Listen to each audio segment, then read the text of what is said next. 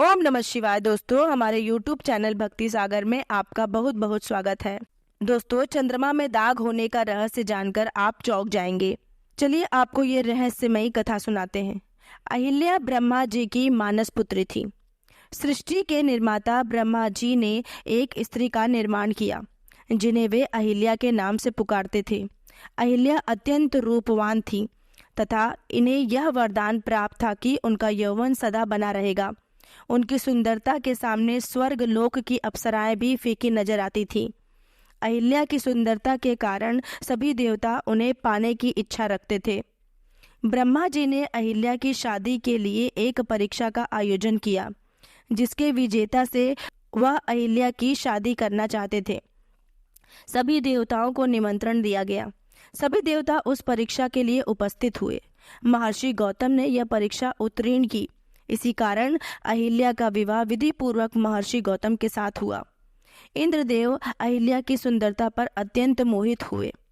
एक दिन इच्छा के वशीभूत इंद्रदेव पृथ्वीलोक में अहिल्या से मिलने चले आए। महर्षि गौतम के रहते इंद्रदेव कोई दुस्साहस न कर सके।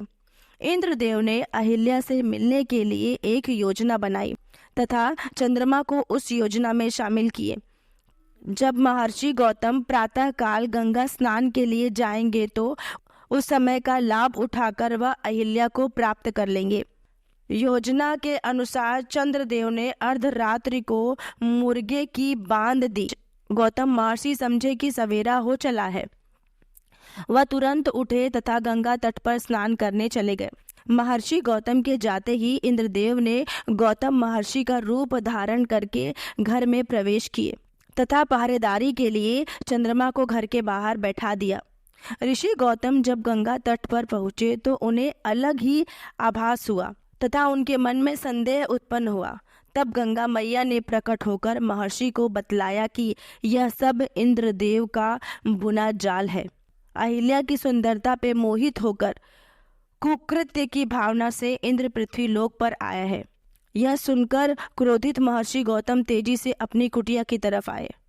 जब उन्होंने कुटिया के बाहर चंद्रमा को बैठे देखा तो गुस्से में महर्षि गौतम ने चंद्रमा को श्राप दे दिया कि राहु की कुदृष्टि तुम पर सदा बनी रहेगी। इसी श्राप के कारण चंद्रमा को ग्रहण लगता है। गुस्से में लाल पीले महर्षि गौतम ने अपने कमंडल से चंद्रमा पर प्रहार किया। इसी कारण चंद्रमा में दाग है। इंद्रदेव को महर्षि गौतम के आने का आभास होते ही वह वहां से भागने लगे। महर्षि गौतम ने इंद्र को श्राप देते हुए कहा कि पृथ्वीलोक में तुम्हारी पूजा नहीं की जाएगी। वहां से भागते समय इंद्रदेव अपने असली रूप में आ गए। अहिल्या की कोई गलती नहीं थी। उनके साथ तो इंद्रदेव ने छल किया था, परंतु क्रोध के आवेश में महर्षि गौतम ने अहिल्या को अनंत काल तक शिला का रूप धारण करने का श्राप दे दिया। परंतु जब महर्षि गौतम का गुस्सा शांत हुआ तब उन्हें आभास हुआ कि इस सारे प्रकरण में अहिल्या की कोई गलती नहीं थी। उन्होंने जो श्राप अहिल्या को दे दिया था उससे उन्हें काफी दुख हुआ, परंतु वह अपना श्राप वापस नहीं ले सकते थे। तब उन्होंने अहिल्या की शिला से कहा, जब तुम्हारी शिला पर किसी दिव्य आत्मा के चरणों की धूल स्पर्श करेगी तब तुम अपने असली रूप में आ जाओगी। इतना कहकर महर्षि गौतम वहां से चले गए।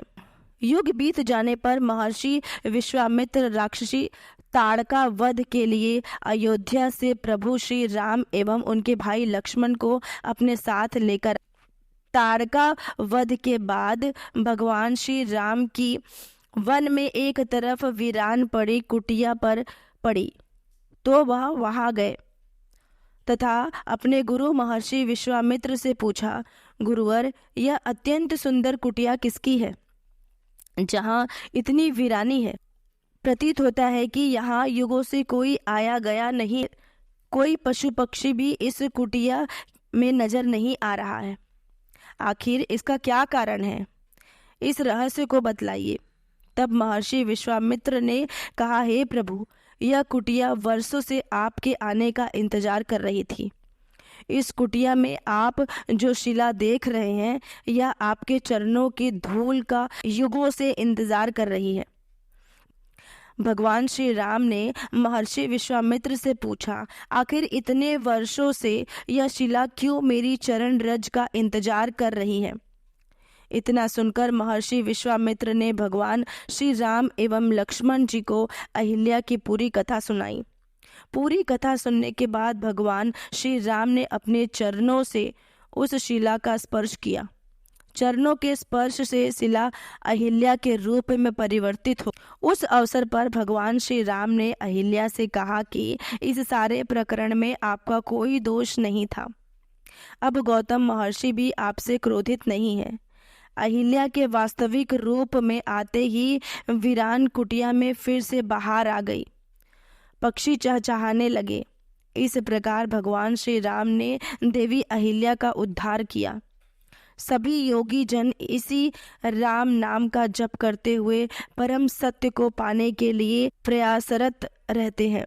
राम नाम रहस्यपूर्ण व गुण होने पर भी मधुर, मनमोहक व कल्याणकारी है। दोस्तों, अगर आपको ये कहानी अच्छी लगी हो तो इसे शेयर जरूर करिएगा, और अभी तक आपने मेरे चैनल को सब्सक्राइब नहीं किया है तो इसे सब्सक्राइब कर लीजिए और नोटिफिकेशन बेल को ऑन कर लीजिए, ताकि ऐसे ही भगवान से जुड़ी कथा कहानियाँ आपको सबसे पहले मिले। मेरी वीडियो देखने के लिए आपका बहुत बहुत धन्यवाद।